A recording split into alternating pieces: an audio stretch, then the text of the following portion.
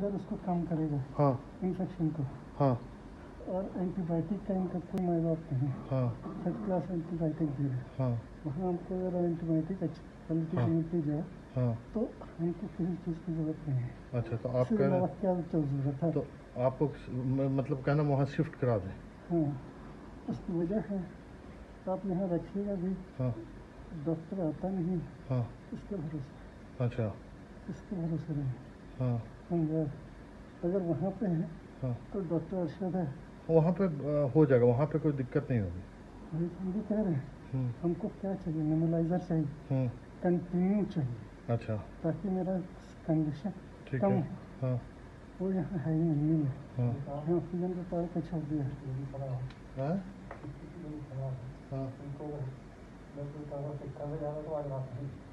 अच्छा हाँ हाँ।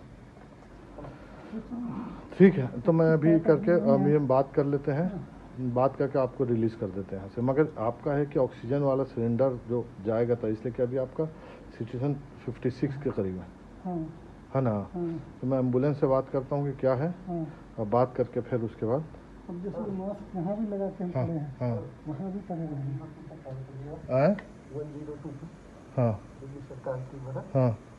ड्राइवर को 100-200 एक्स्ट्रा दे दिया, जहाँ कहिएगा वहाँ क्या 100-200 100-200 दे दीजिए। हाँ। जहाँ